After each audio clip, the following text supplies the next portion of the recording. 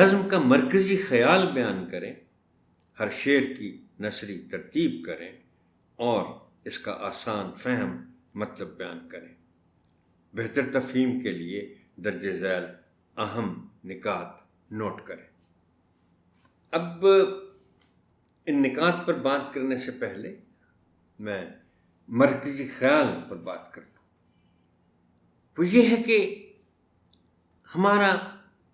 ہمارے جو کچھ بھی ہمارا نظریہ ہے اور جو کچھ بھی آزادی کا پس منظر ہے، جو بھی ہمارے قومی سطح پر مقاصد ہیں، ہر جگہ اور ہر ضمن میں قائد اعظم ہمارے لیے سب سے بڑی شخصیت ہے۔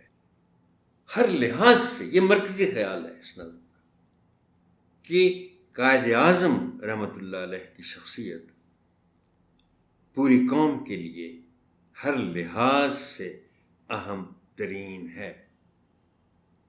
ہم ان کے اقوال کو اب بھی یاد کرتے ہیں، ہم ان کی باتیں یاد کرتے ہیں، اور ہم سمجھتے ہیں کہ اس ملک کے مستقبل کا جو ایک خاکہ قائد اعظم محمد علی جناح نے دیکھا تھا، ہمیں اسی سے رہنمائی لینی چاہیے۔ اب یہ دیکھیے، تم سے قائم ہے میرے چمن کی بہار۔ اب دیکھیں نا، اس کی تشریح جب آپ کریں گے تو پھر آپ بچوں کو کچھ نکات سے آگاہ کریں گے۔ تم سے قائم ہے میرے چمن کی بہار، یہ اس مرکزی خیال کی بھی وضاحت کرتا ہے یہ مصرع۔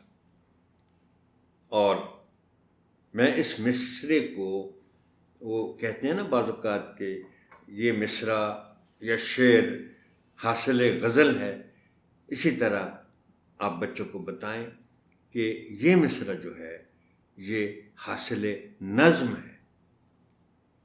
اب اس کی تشریح کرتے ہوئے آپ بچوں کو بتائیں گے کہ قائد کی شخصیت ہمیں تازہ دم رکھتی ہے۔ کیسے تازہ دم رکھتی ہے؟ ہو سکتا ہے بچہ بھی کو آپ سے پوچھ لے۔ وہ اس طرح رکھتی ہے کہ قائد اعظم کی شخصیت، ان کی باتیں، ان کا کردار، ان کی خدمات، یہ سارا کچھ ہر وقت ہمارے ذہن میں ہے، ہمارے ساتھ ہے، اور کبھی کوئی ایسا وقت آ بھی جائے جس میں ہم اپنے آپ کو پریشان پائیں تو ہم قائد اعظم کی باتوں کو، ان کی شخصیت کو، ان کے کردار کو، ان کی خدمات کو یاد کر کے ہم تازہ دم ہو جاتے ہیں کہ نہیں، ہمیں اس ملک کو ویسا ہی بنانا ہے جیسا قائد اعظم محمد علی جناح اسے بنانا چاہتے تھے۔ یہ ہیں وہ باتیں جو آپ بچوں کو بتائیں گے اس مرکزی خیال کی تشریح کے طور پر، یا اس حاصل نظم مصرے کی تشریح کے طور پر۔ ہم ان کو اور ان کی باتوں کو یاد رکھتے ہیں۔ محترم ٹیچر، آپ بھی جانتے ہیں، آپ بچوں کو بھی بتائیں کہ ہم تو قدم قدم پر قائد اعظم کو اس کہتے ہیں نا کہ کوٹ کرتے ہیں۔ قائد اعظم نے یہ کہا تھا، قائد اعظم نے یہ کہا تھا۔ قائد اعظم نے ہمیں یونٹی، فیتھ اور ڈسپلن، یعنی اتحاد، ایمان اور نظم و ضبط کا سبق دیا تھا۔ ہمارے اس وقت کے جو رہنما ہیں، لیڈران ہیں، وہ بھی وقتاً فوقتاً قائد اعظم کی باتیں بتاتے رہتے ہیں ہمیں، اور یہی وہ چیزیں ہیں جو ہمیں تازہ دم رکھتی ہیں۔ ان کی جد و جہد ہمیں حوصلہ دیے رکھتی۔ یقیناً محترم ٹیچر، آپ نے کچھ مطالعہ کیا ہوگا قائد اعظم کی زندگی کے بارے میں۔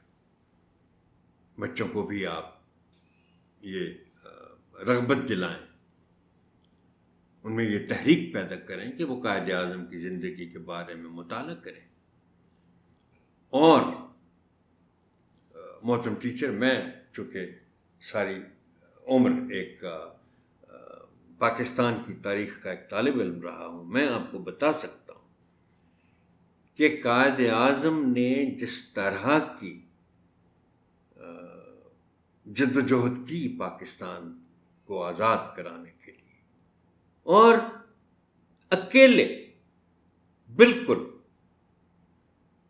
اس کی کوئی مثال نہیں ملتی، اور خاص طور پر جو آخری سال انہوں نے شدید بیماری میں گزارے.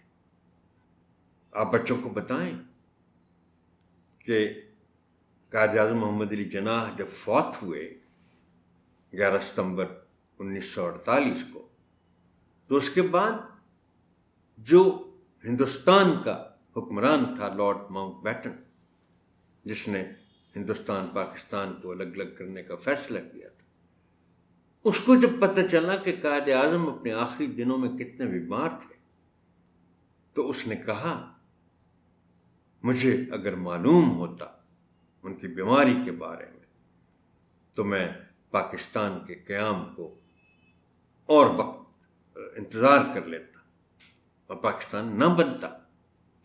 اور آخری نقطہ اس ضمن میں محترم ٹیچر یہ ہے کہ بہار نام ہے نئے پھول پتوں کا، اور قائد ہمیں دیتے ہیں نیا عزم. یہ دیکھیں یہ کیسی مثال دی شاعر نے کہ یہ جو مصرع ہے